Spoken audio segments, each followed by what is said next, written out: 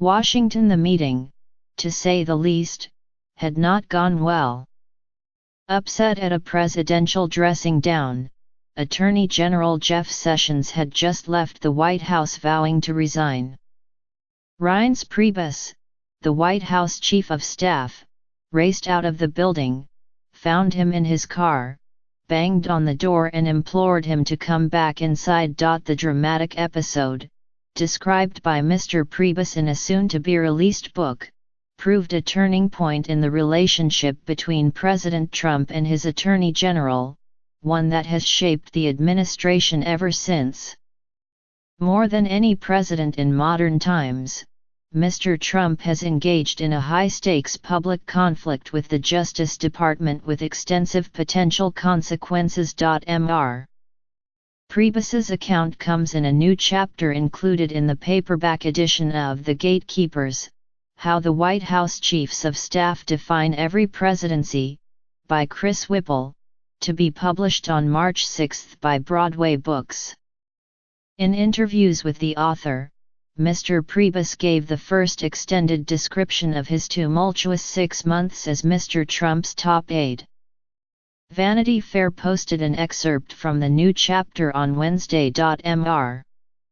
Priebus described a roller coaster experience trying to impose discipline on one of the most undisciplined figures in American politics, a period that led to his unhappy departure last summer when Mr. Trump unceremoniously announced his resignation on Twitter just before Mr. Priebus disembarked Air Force One in the rain. From rushing out ill-prepared executive orders to arguing over the president's Twitter fixation, Mr. Priebus struggled as none of his predecessors had before in a job that is historically among the toughest in Washington. "Take everything you've heard and multiply it by 50, he said. "Working for Mr. Trump," he added, "was like riding the strongest and most independent horse." But he expressed admiration for Mr. Trump's toughness and allowed that perhaps the president was right about Twitter. The meeting that nearly led to Mr. Sessions's resignation came last May shortly after the president fired James B. Comey, the FBI director who was heading an investigation into Russia's interference in the 2016 presidential election and any cooperation with Mr. Trump's campaign. The dismissal of Mr. Comey, which Mr. Trump in an interview with NBC News linked to his unhappiness with the Russia investigation, triggered the appointment of a special counsel, Robert S. Mueller III, to the ire of the president. Mr. Trump was furious with Mr. Sessions for recusing himself from the Russia investigation and therefore losing control over it. Mr. Priebus's account confirms and adds more detail to a New York Times report that the president berated Mr. Sessions in a meeting in the Oval Office, leading him to offer his resignation. Vice President Mike Pence and the White House counsel, Donald F. McGahn II, were in the meeting, but Mr. Priebus was not. Don McGahn came in my office pretty hot, red, out of breath and said, "We've got a problem," Mr. Priebus recalled. I responded, "What?" And he said, "Well, we just got a special counsel and Sessions just resigned." I said, "What? What the hell are you talking about?" And I said, "That can't happen." Mr. Priebus bolted down the back stairway of the West Wing and out the door to the parking lot and found Mr. Sessions in the back of a black sedan with the engine running and about to leave.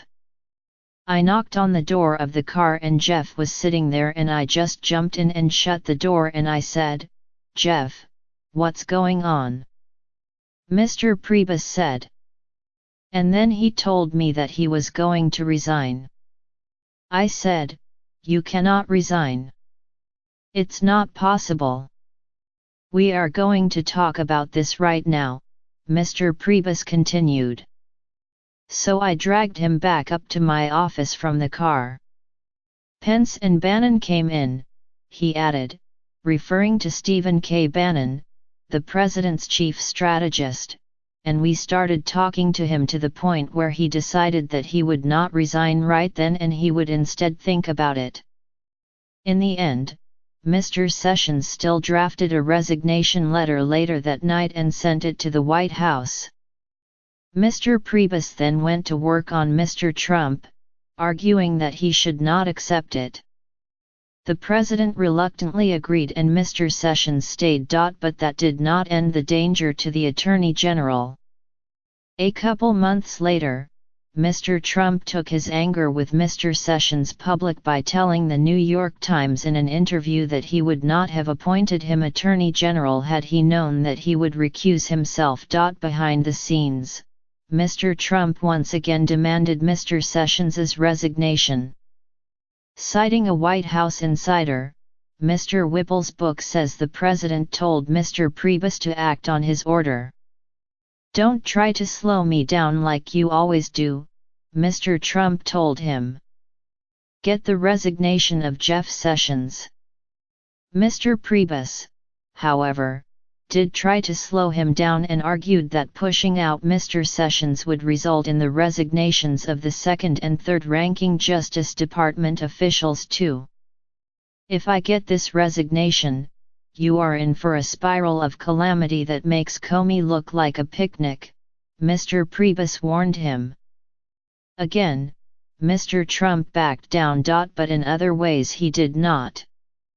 Mr. Priebus said he and other aides including Ivanka Trump, the president's daughter, Jared Kushner, his son-in-law, and Hope Hicks, his communications director regularly tried to convince Mr. Trump that his random, often incendiary Twitter messages were self-destructive. "I told him, some of it's not helpful, it causes distraction.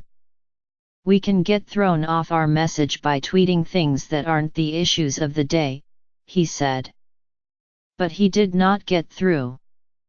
Everybody tried at different times to cool down the Twitter habit but no one could do it.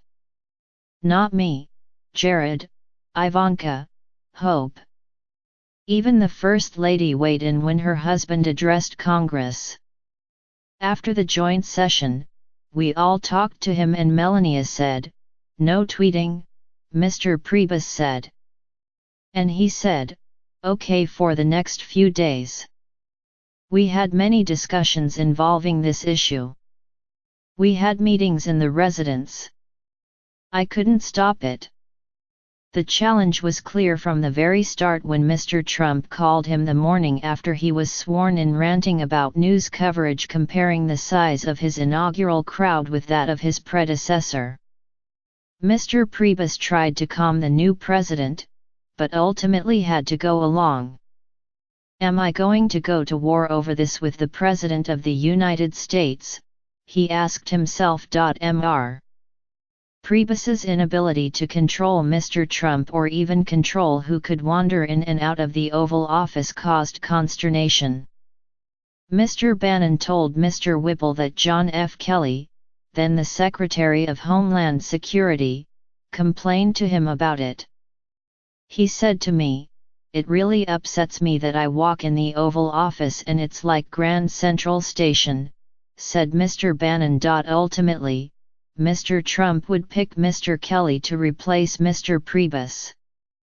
But Mr. Kelly, who initially earned plaudits for imposing more order on the West Wing, lately has come under fire for his management of the White House, particularly his handling of spousal abuse allegations that resulted in the resignation of the staff secretary, Rob Porter. Mr. Priebus said that Mr. Trump has spent his whole life resisting the sort of organization that others would like to impose on him. The idea that he was suddenly going to accept an immediate and elaborate staff structure regulating every minute of his life was never in the cards, Mr. Priebus said. At least not on day one.